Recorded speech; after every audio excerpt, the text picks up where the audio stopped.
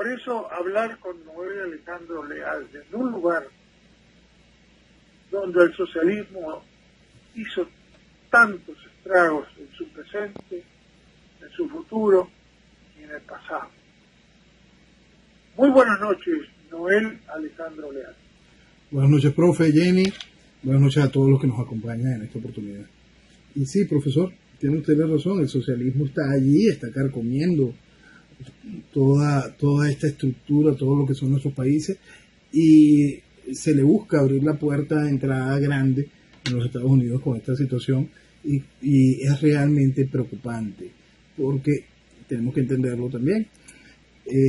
Lo que sucede allá, lo que sucede en los Estados Unidos, marca, sobre todo en América Latina, marca muchísimo.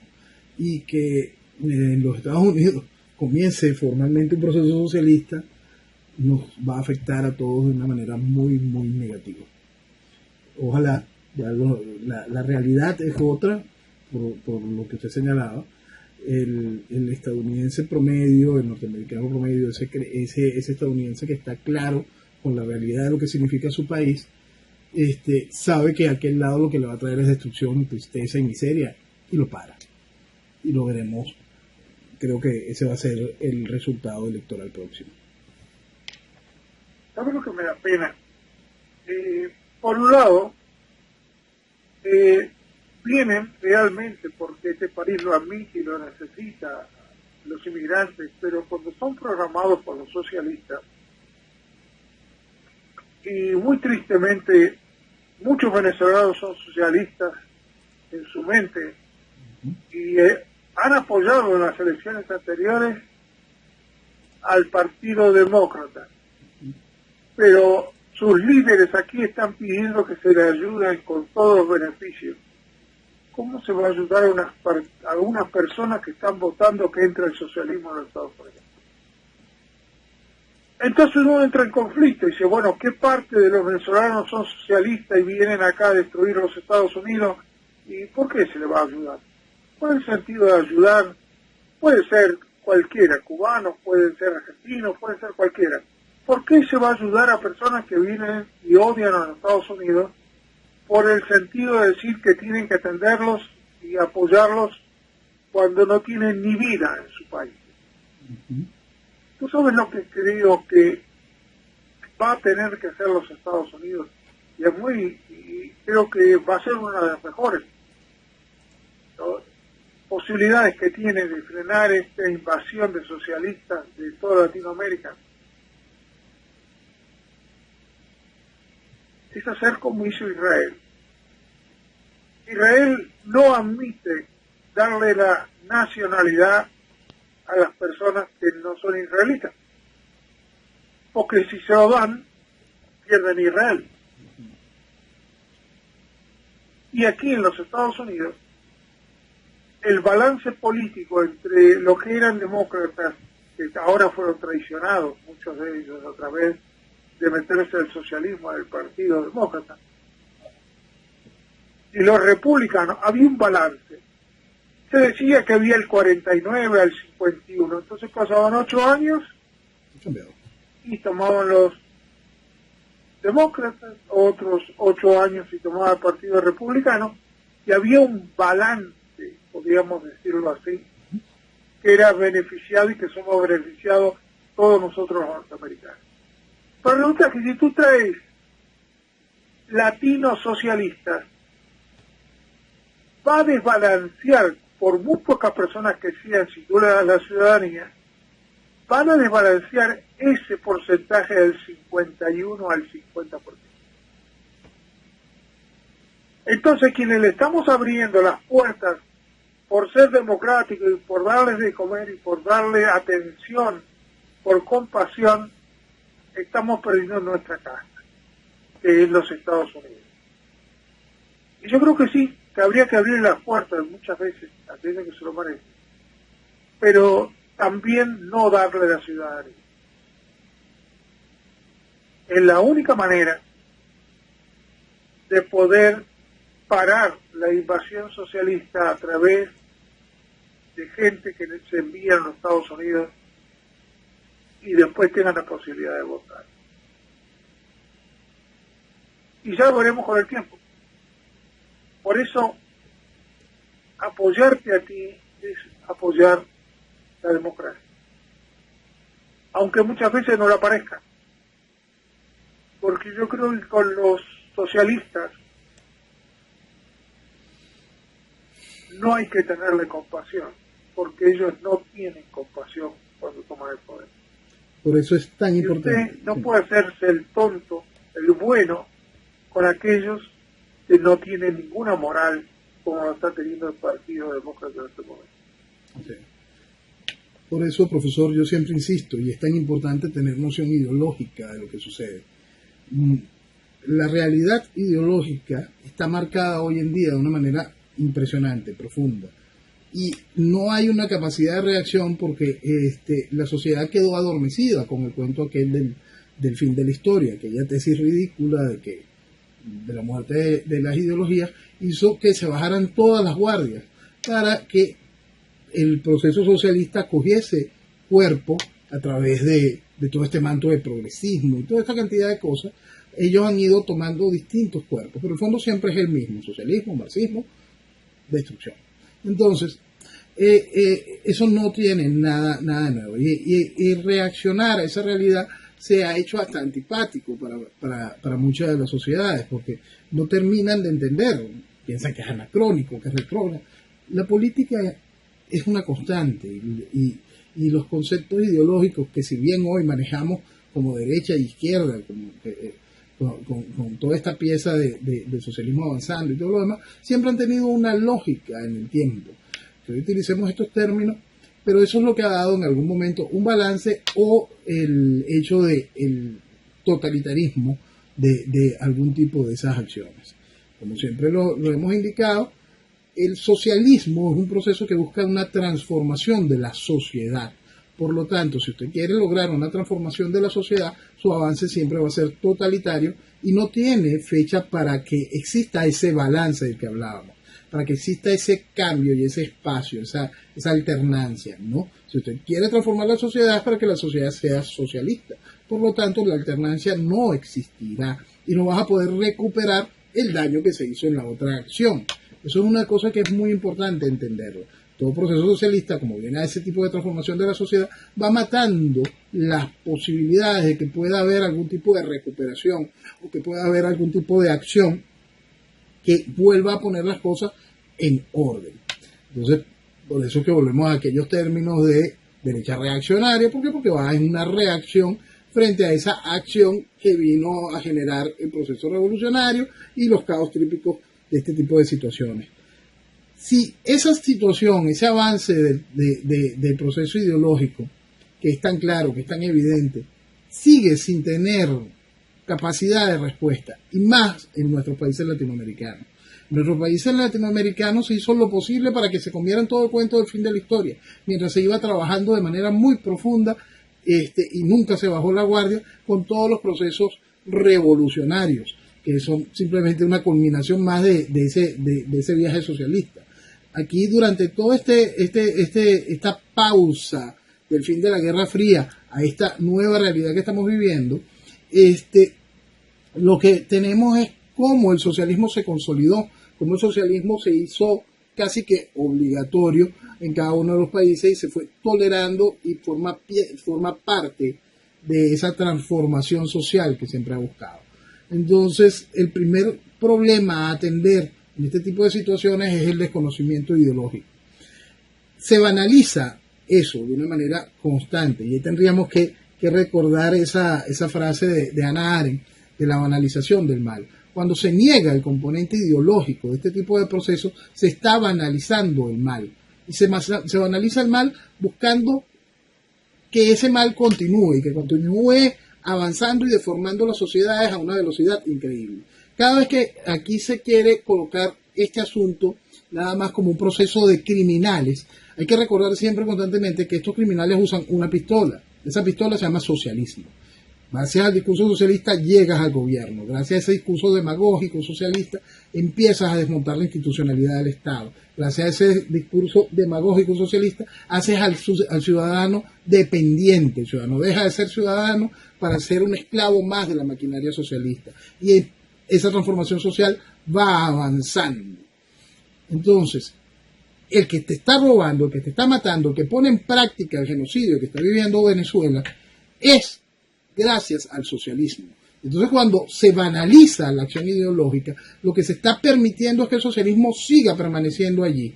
Y ese socialismo sigue trabajando y sigue carcomiendo a la sociedad y mata las posibilidades del entendimiento real del problema. Queda siempre la carta para poder volver. En el caso venezolano es aún más aberrante la situación, porque tenemos a los representantes de la oposición venezolana viajando por el mundo diciéndole al mundo que ellos están buscando una salida de una transición donde el chavismo permanezca, que es muy importante, que ellos no quieren barrer con el chavismo, es decir, con los que han causado un genocidio. No, es bueno que estén aquí y que formen parte de la construcción del mañana, en la dirección de la construcción del mañana. Señores, el chavismo, todo lo que hizo Chávez, todo lo que hace el chavismo es en pro de la destrucción de Venezuela y del venezolano. Ha quedado claro, ha quedado más que demostrado. La realidad es vivir lo que era Venezuela, lo que es Venezuela, el potencial inmenso de lo que significa esta tierra, y ver a los niños comer de la basura. Esa es la realidad. Ver a la gente muriendo de mengua en los hospitales. Esa es la realidad. Ver al país físicamente destruido, y este país que se desangró porque los venezolanos tuvieron que huir de su casa, tuvieron que huir de su tierra. Y eso se hizo fue gracias al socialismo. Se hizo bajo la estructura del socialismo, por la acción ideológica. Por eso, cada vez que alguien niega al socialismo, está incurriendo en ese crimen, la banalización del mal. Ahora, yo me pregunto, fíjate qué seguridad tienen los socialistas como Sander y como los demás candidatos del Partido Demócrata, que son capaces de decir que Fidel estuvo bien.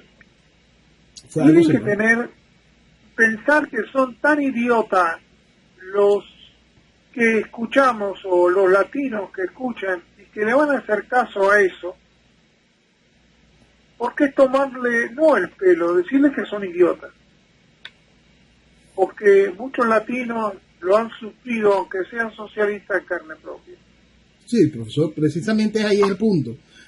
Personajes como Sanders se escudan de una realidad que quizás no afectó directamente a los Estados Unidos. Para afectarlo directamente siempre habría que recordar la crisis de los misiles que protagonizó Fidel. Pero si en este país, que fuimos víctimas de invasión militar patrocinada por Fidel, invasión militar que aquí no solo fueron esas invasiones puntuales, sino que se promovió una guerrilla comunista que jugaba tiro al blanco con la cabeza de los soldados venezolanos, que tenía como eslogan, mata a un policía y vive un día Pepsi o reclama tu perinola. Esa era la guerrilla, esa era la estructura comunista, ese era el pensamiento político con el cual Fidel invadía a Venezuela. Esa es la realidad de ese tiempo.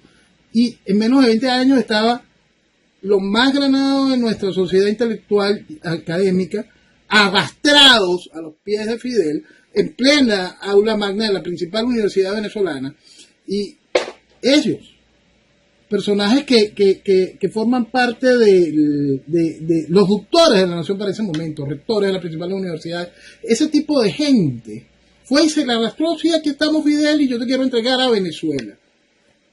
Imagínense eso, aquí, profesor, esa realidad. La realidad norteamericana aún se puede banalizar muchísimo más. Cuando algo tan aberrante como lo que le tocó vivir a Venezuela durante los años de la guerrilla comunista, después es aplaudido por los que son los formadores de lo que tenemos hoy como venezolano profesional promedio. Y por eso viene a otra parte, ese desconocimiento por parte de nuestra estructura profesional y técnica que no entiende lo que es el fenómeno ideológico, no entiende el daño que hizo el proceso revolucionario en aquel tiempo y cómo fue Venezuela desde aquel momento ultrajada por el efecto socialista carnívoro, por la izquierda carnívora representada por Fidel, y cómo fue que ese proceso se banalizó gracias a la izquierda vegetariana que hoy sigue manteniendo este juego de como si en Venezuela hubiese democracia. porque todavía le No, siguen diciendo al mundo que en Venezuela hay democracia, que la democracia no se ha perdido y que se puede conquistar la solución de este problema por votos. No, precisamente ese punto quería llegar. ¿Por qué es tan difícil? Quiero salir del chavismo, pero la oposición no me deja. Mira, es difícil para el que no lo quiere entender. Ese es el primer punto. Quiero salir del chavismo, la oposición no me deja. El chavismo está estructuralmente tomado dentro del aparato político nacional, de eso que es gobierno y de eso que es oposición, dentro de esa izquierda generalizada. Entonces, el chavismo está allí. Venezuela tiene que salir del chavismo, dejar atrás todo lo que nos trajo aquí y nos puso aquí. Cuando yo explicaba eso en el año 2002, la gente me miraba aún más feo todavía de lo que me miran hoy. Pero es básicamente por una negativa a querer entender la realidad y sobre todo asumir sus consecuencias cuando uno le explica que esa oposición va mucho más allá de la dirigencia. Porque esa oposición no es nada sin el voto de la gente. Esa gente votó, creyó en ellos, a pesar de que les mentían de manera descarada, a pesar de que ya era evidente que no se podía votar en este país desde el año 2004, a pesar de que la misma oposición entendía que no había Estado de Derecho desde el proceso constituyente de 1999, y lo repetían, pero inmediatamente decían otra cosa y la gente les creía. ¿Por qué? Porque hay una necesidad de mentirse. Ahora está esa parte donde los que van despertando, poco a poco van asumiendo su responsabilidad. Por eso es que yo siempre insisto, quiero salir del chavismo y la oposición no me deja, no abarca solo esa dirigencia, abarca toda la estructura que hizo posible que esa dirigencia contase con la representación y voz de lo que nos sucede. Entonces, cada vez que la gente dice, ¿con qué autoridad este hace esto? Recuerda que han sido 20 años votando en tiranía, han sido 20 años vistiendo de democracia un proceso de destrucción de Venezuela, han sido 20 años voto a voto, diciéndole al mundo que aquí estamos en democracia. Entonces, por supuesto que se quedaron con esa representación, por supuesto que se quedaron con esa voz. Los otros que son aún más ridículos que sostienen, bueno, si tú lo que quieres es salir a echar, agarra un fusil. Estimado imbécil, no vas a agarrar un fusil y no vas a salir de esto de presa vivia. Primero tiene que venir un proceso donde esa voz que tú le otorgaste, tu derecho y tu representación, tiene que ser desgastada y tiene que ser apartada. Tiene que generarse un vacío para que podamos buscar una alternativa fuera del chavismo, fuera del socialismo. Entonces, hay mucha gente que tiene una cantidad de miedos a sentirse identificado como culpable de la destrucción de la nación.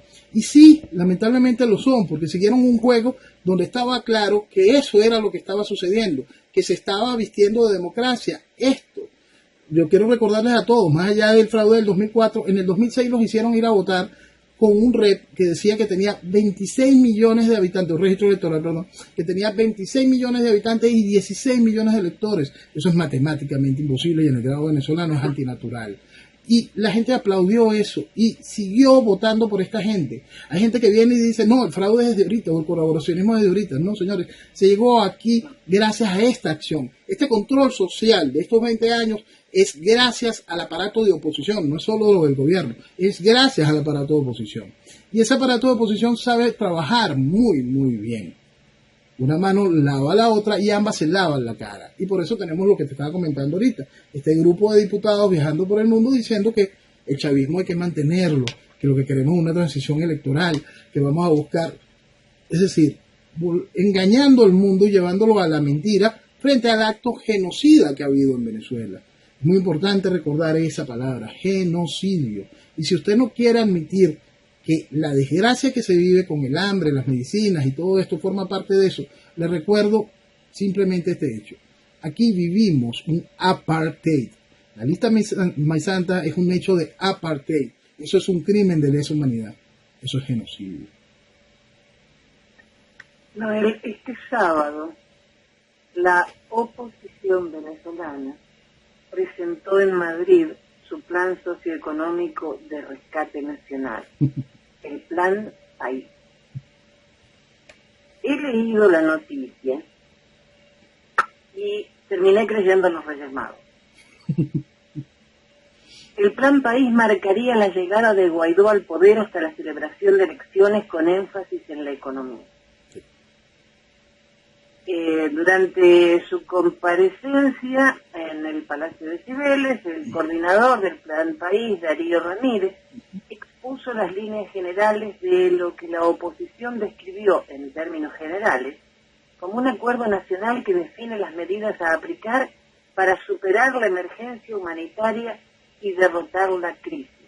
La implementación va a comenzar en el momento en que el autoproclamado presidente encargado, Juan Guaidó, sustituyera en el poder al mandatario venezolano Nicolás Maduro para iniciar un gobierno de transición hacia unas elecciones democráticas.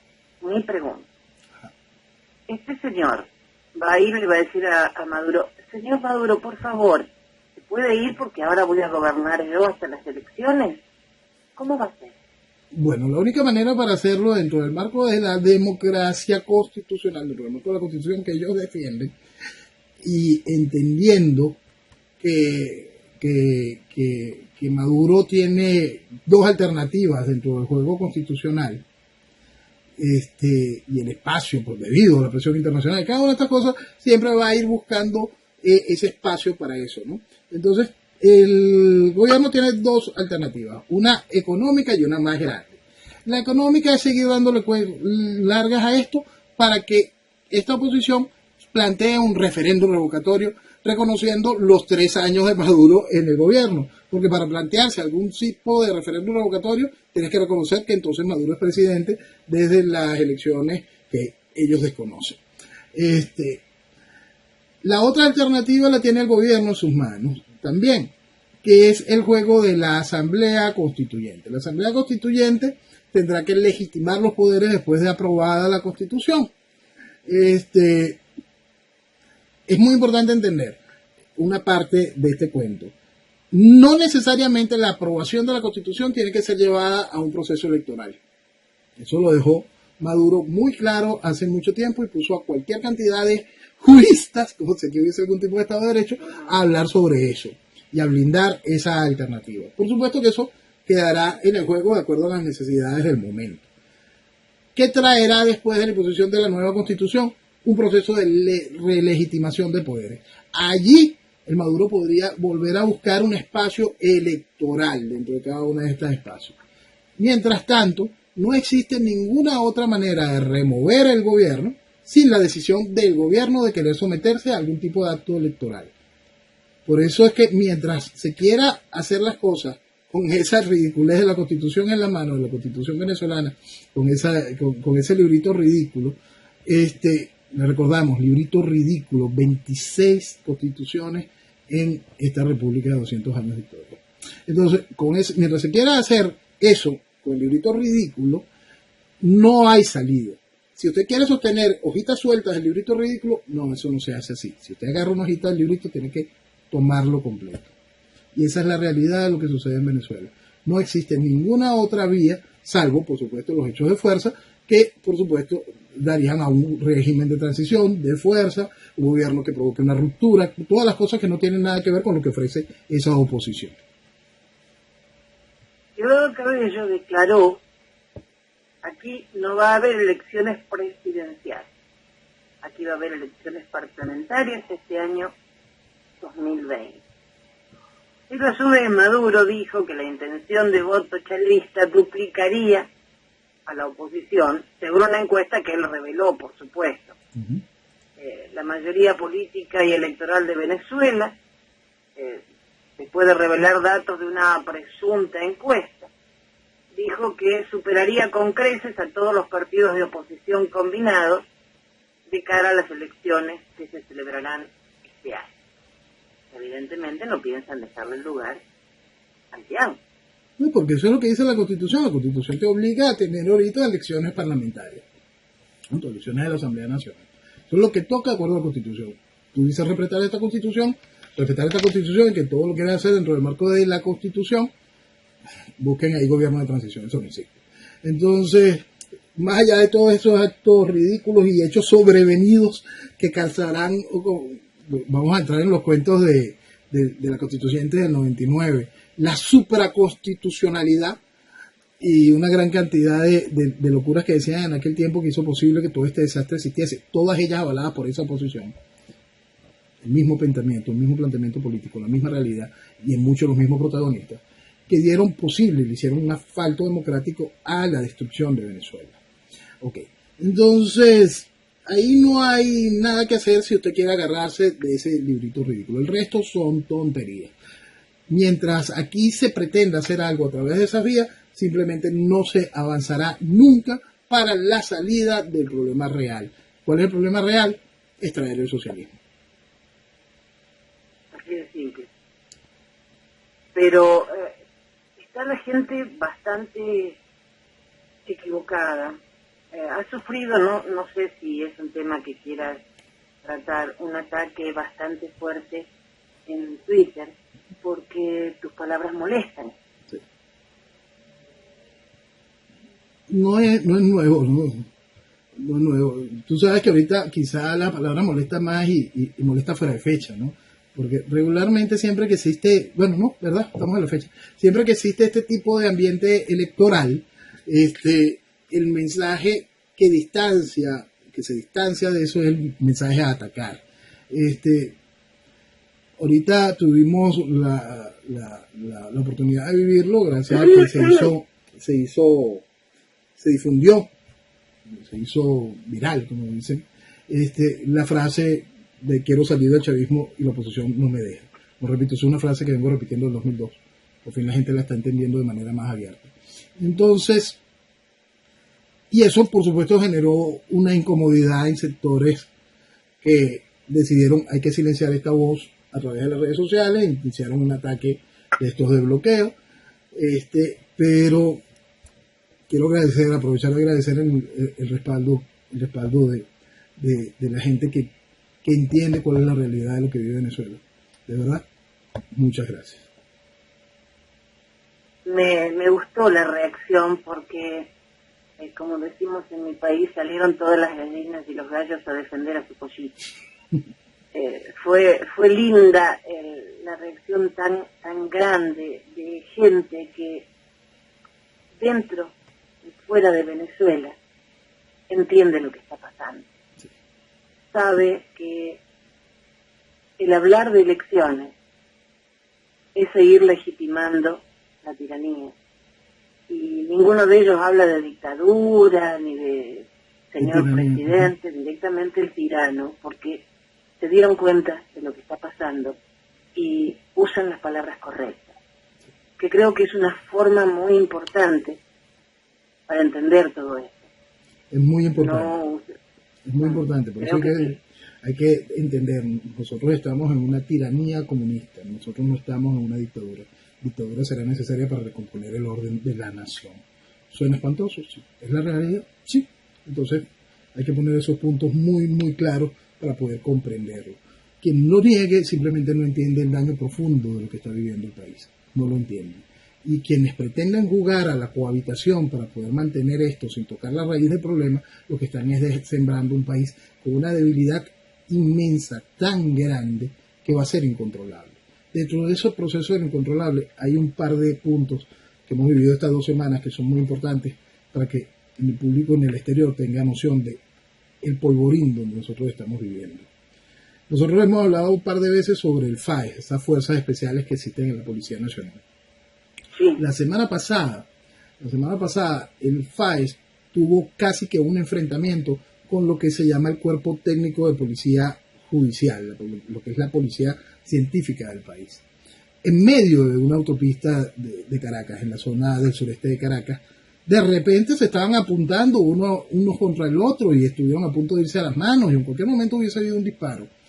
2 entes oficiales del gobierno, 2 estructuras de policía, en el medio de la calle, en una calle repleta de civiles. Esta semana el FAES tomó acción frente a un secuestro, supuestamente, en un centro comercial y en otra área de la autopista de Caracas, en el medio de la autopista de Caracas, hubo un enfrentamiento entre los delincuentes y el FAES. Y rodaron los videos donde hay un tiroteo en el medio de la autopista repleta de gente que simplemente transita por allí.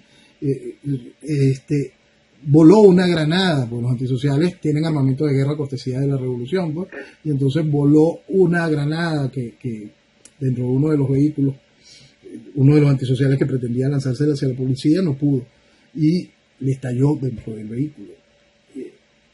Adicional a eso estaba el proceso de tensión mientras todo eso sucedía. Mientras todo eso sucedía estaba una sociedad que no sabía qué estaba pasando porque recordaba inmediatamente lo que había sucedido la semana anterior entre la Policía Técnica Judicial y esa otra agrupación policial. El país vive un polvorín que es un verdadero desastre. Cuando nosotros encontramos que toda esa realidad aún es mucho peor, es mucho más profunda. La respuesta de los antisociales es realmente criminal y se sienten orgullosos de lo que hacen. Quien quiera jugar a la democracia con eso, lo que busca es la destrucción de Venezuela. Y las FARC están acusadas de muchas, perdón, de ejecuciones extrajudiciales. Sí, bueno, mira, esto es muy importante, esto es interesantísimo, ¿no? Todo el chavismo ha estado cargado de una serie de ejecuciones extrajudiciales extraordinarias. Y hay un personaje en particular que fue gobernador del estado de Anzoátegui, que durante su periodo en el estado de Anzoátegui tuvo cualquier cantidad de denuncias por ejecuciones extrajudiciales, muchísimas, y hubo una matanza increíble en una cárcel en su jurisdicción. Ese personaje viene de ser defensor del pueblo y hoy es el actual fiscal de la República. Entonces, contra eso también jugamos. Entonces, viene de ser defensor del pueblo y es el actual fiscal general de la República, de acuerdo al chavismo. Entonces, porque la oposición, la fiscal que defiende la oposición es la criminal de lesa humanidad Luis Ortega Díaz. Entonces, vemos cómo está ese departamento en lo que quieren imponernos a nosotros como algo de institucionalidad de lado y lado. También Maduro creó una nueva policía contra el terrorismo que siembran desde Colombia. Sí, ya esto es la parte formal de la estasis nacional, ¿no? Nosotros siempre hemos explicado que el aparato de inteligencia venezolano está diseñado bajo los esquemas de la Stasi, ¿no? La Stasi es la evolución de lo que tuvo la KGB con la efectividad de los alemanes. Entonces, esa efectividad, por supuesto, llega a Venezuela de la mano del G2 y de la mano de diversas estructuras de inteligencia de los socios habituales, pues, de este tipo de cosas. Entonces, ahora vamos ya a sofisticar, a darle más funcionalidad a este aparato y se genera todo este cuerpo. Eso va a traer, por supuesto, mucha más infiltración, mucho más espionaje, muchas más desapariciones y todo lo lógico que tiene este tipo de proceso cuando una tiranía comunista cobra cuerpo. Suiza presentará evidencias de una trama de corrupción de 4.500 millones de dólares protagonizada por funcionarios chavistas y magnates venezolanos. Sí. Estamos hablando de 4.500 millones de dólares en un solo negocio. No, por supuesto. Por eso es que siempre es importante recordar aquello de que hablábamos antes, cuando se hablaba del escándalo de Odebrecht, yo siempre insistí, eso es el sencillo dentro del bolsillo de alguien comparado con lo que le han hecho a Venezuela. Aquí se hablan de millones de dólares con una total tranquilidad sin ningún problema, ¿no? En el caso de estos 4.500 millones de dólares es la estructura. ¿Es de PDVSA? Sí, es de esa PDVSA rojita de Ramírez, puesto allí por Chávez, uno de los consentidos de Chávez, que tenía la misión dada por Chávez de destruir a PDVSA, y dentro del aparato de lavado de dinero están los que financian a la oposición, ¿no? Entonces, son todos lo mismo, esta inmensa sociedad de cómplices que existía, existe y hay que desmantelar para poder lograr un mañana en Venezuela. Eso es parte de lo que siempre hemos colocado en los pilares. Si tomamos una fotografía de ese momento, vamos a encontrar los tres pilares de manera muy clara. Primero, el pilar económico-comercial. El gobierno maneja todos los ingresos de Venezuela, ser Venezuela un país monoproductor y más con el control de cambio, maneja el 98% de las divisas que entran en Venezuela. Adicional, tienes el segundo pilar, que es el pilar filial, donde entran las amistades, el compadrazgo con los amigos, los primos. Ahí está muy claro una serie de uniones familiares y de compadrazgos impresionantes que logran unir a ese aparato opositor con ese aparato de gobierno en esos dos pilares. Y adicional, la mampara que se utiliza para todo esto y la acción, que es el pilar más importante, el socialismo. Es increíble, lo han hecho muy bien y el asunto es que estaba todo identificado, pero la gente quiso mentirse ante esa realidad. Volvemos al caso ese, se hablan de millones de dólares con una total tranquilidad. Esta semana en la Asamblea Nacional, que sesionó en el teatro de algún colegio, yo creía que iban a sesionar en un salón de fiesta, pero consiguieron al teatro de algún colegio, se aprobaron los primeros 80 millones de dólares para el funcionamiento del Parlamento y unas emergencias que puedan haber por ahí.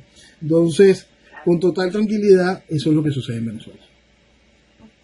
Estos señores de los 42 millones, estos son los hermanos Oberto, y dicen que esto se estima que en 2012, cuando comenzó esta operatoria, la rentabilidad duplicaba o triplicaba el volumen de los préstamos. Sí. No obstante, 2 años después llegaban a obtener un retorno hasta 10 veces superior a la inversión original.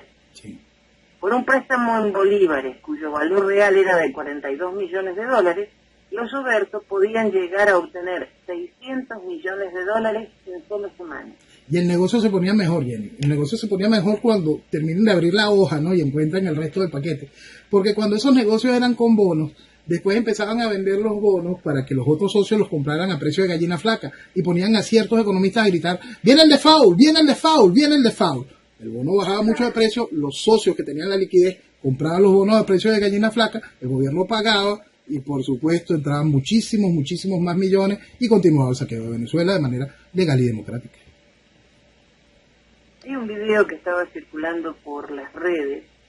No sé qué le va a pasar a estos pobres policías que iban en un vehículo de 3 ruedas. ¿Tú sabes que eso a los que... Sí, perdona, Jenny. ¿Sí? Tú sabes que eso me impresionó. Más allá del hecho del vehículo, más allá del hecho de la ridiculez que se está utilizando eso para el patrullaje, más allá de eso, es parte del daño hecho por la revolución y en el retroceso del individuo, del colectivo, ¿no? Porque hay que ser bien escaso como para grabarte criticando eso. Porque por lógica eso va a ser público. Entonces, hay que ser bien escaso. Hay una cantidad de basura dentro de la cabeza que ha sido estimulada y a todo el mundo le parece gracioso, ¿no? Y, señores, no estás pensando, y lo peor es que esa persona que no está pensando es un policía, tiene una pistola. Por favor. Sí, exactamente. Entonces es realmente grave. Oficiales de policía. Eso es realmente grave. Es realmente grave. A mí lo que me llamó mucho la atención fue que pusieran sus caras con sus uniformes, se burlaran del chichiturbo. Por eso, es porque no hay nada en la cabeza. Es impresionante, lo que hay en la cabeza es basura, es porquería, o lo que hay es un inmenso vacío, lo que hay es chavismo, pues. Entonces, lo que hay es una estupidez profunda. Entonces, eso está sucediendo y es increíble porque esa deformación general abarca todo. Tú sabes que esta semana, y es un punto importante que quiero tratar, Jenny, esta semana unas declaraciones de alguien que lo único que merece del venezolano es desprecio, ¿no? Y desprecio profundo y repugnancia. La ex senadora colombiana Piedad de Córdoba. Piedad de Córdoba hace una referencia a los venezolanos que están allá, que han tenido que huir del desastre del cual ella colabora y aplaude. Y por supuesto ensucia el nombre de los venezolanos que se encuentran allá. Lo gracioso es que cuando tomamos las palabras de Piedad de Córdoba, es una realidad que Venezuela vivió de muchos colombianos durante mucho tiempo. Y cuando ella misma refiere en esa entrevista que hay 6 millones de colombianos en Venezuela. Aquí están. Y aquí están, huyendo del desastre que vivió Colombia durante años, huyendo del proceso de guerrilla socialista que hizo posible ese desastre, huyendo de los procesos del ELN de aquel entonces, del M-19 de aquel entonces, de la teología de la liberación motivando el desastre de ese entonces. Y hoy encontramos hasta la teología de la liberación en el papado. Entonces, toda esa interconexión, lo que hace posible que la revolución sea una sola, es parte de este desastre. Y un personaje tan despreciable como Piedad de Córdoba, más allá del asco profundo que me produce esa persona, revela en la entrevista unos puntos donde ellas van enviando un mensaje, porque en realidad no dice más nada sino un libreto muy bien estructurado, más allá del hecho del insulto hacia el gentilicio venezolano por parte de quien, repito, lo único que merece es desprecio.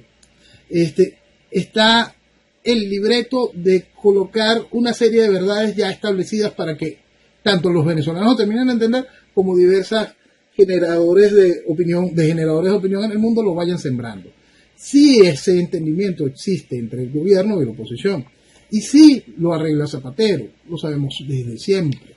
No hay novedad en ese respecto. Simplemente ella viene a situarlo de nuevo en ese espacio.